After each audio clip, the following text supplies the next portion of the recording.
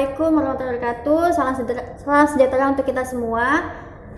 Balik lagi ke mata pelajaran bahasa Indonesia. Kali ini kita akan membahas bab 2 mengenai cerita imajinasi. Nah, di bab 2 ini kita ada 4 subbab yang akan dibahas di bab 2 ini. Nah, subbab yang pertama yaitu mengidentifikasi unsur-unsur teks narasi atau cerita imajinasi. Nah, subbab yang kedua yaitu menceritakan kembali isi teks narasi, dan yang subbab ketiga adalah menelaah struktur dan kebahasaan dari teks narasi, dan subbab yang keempat atau yang terakhir adalah menyajikan gagasan kreatif dalam bentuk cerita imajinasi. Nah, langsung saja ke subbab yang pertama. Apa sih itu cerita imajinasi? Cerita imajinasi merupakan cerita yang dibuat dari hasil pemikiran dengan membayangkan bentuk keseluruhan ceritanya. Nah, ternyata cerita imajinasi ini memiliki beberapa hal ya. Nah, ada diantaranya unsur cerita, ada beberapa hal yang perlu diperhatikan, ada struktur, ada langkah-langkah dan kebahasaan, bahkan ada juga cara menulis dari cerita imajinasi. Nah, untuk subbab yang kedua, menceritakan kembali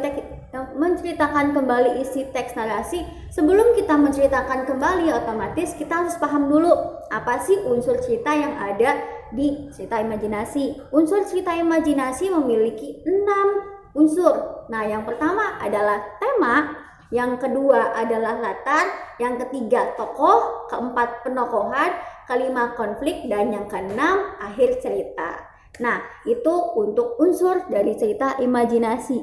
Ternyata cerita imajinasi juga memiliki struktur. Nah, struktur dari cerita imajinasi ini ada 3 struktur. Nah, yang pertama adalah orientasi, yang kedua adalah komplikasi, dan yang ketiga adalah resolusi.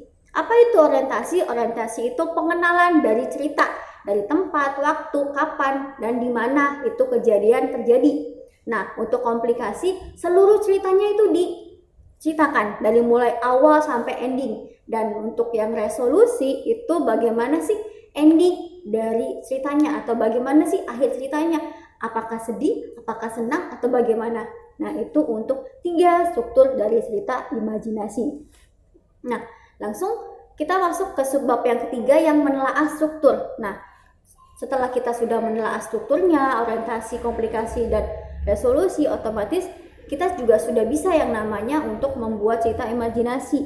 Nah, sebelum kita membuat cerita imajinasi, kita harus tahu dulu nih kebahasaan dari cerita imajinasi apa aja. Nah, kebahasaan yang ada di cerita imajinasi memiliki 3 kebahasaan. Yang pertama adalah konjungsi urutan waktu, yang kedua adalah kata ganti, yang ketiga adalah kalimat langsung dan tidak langsung. Konjungsi urutan waktu itu kayak misalnya sedangkan, demikian, setelah, sebelum. Nah, itu untuk konjungsi urutan waktu. Kalau kata ganti gimana? Ini, itu ya. Nah, lalu kalau kalimat langsung dan tidak langsung itu biasanya kita kutip. Misalnya kalau kalimat langsung, untuk kalimatnya pasti ada tanda petik di sebelum dan setelah kalimat. Sedangkan kalau kalimat tidak langsung, dia tidak memiliki tanda petik di sebelum ataupun setelah kalimat. Nah, bagaimana sih kita menyajikan gagasan kreatif dalam bentuk cerita imajinasi? Nah, kita harus tahu dulu beberapa hal yang perlu diperhatikan saat kita menulis cerita. Nah, yang pertama adalah kita harus menemukan dulu idenya nih, baru kita menciptakan tokohnya, baru kita menentukan latar, menentukan alur, lalu kita mulailah menulis. Nah, pada saat menulis ada hal-hal yang perlu diperhatikan, yaitu pencerita itu harus berposisi sebagai orang ketiga.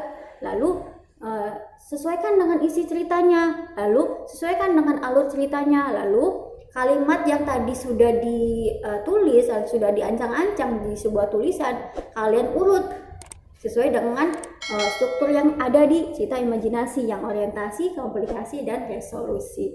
Nah, bagaimana sih supaya cerita itu terlihat bagus dan terlihat benar-benar berkesan? Nah, sebelum kita mau mempublikasikan cerita imajinasi itu, kita diamkan dulu, kita baca dulu. Siapa tahu aja ada yang salah. Tahu-taunya ada yang salah nih. Nah, bagaimana sih caranya untuk menceritakan kembali? Nah, Yang pertama adalah membaca atau mendengarkan dengan seksama dari cerita tersebut. Nah, yang kedua yaitu mencatat apa saja sih hal-hal yang penting dari cerita tersebut.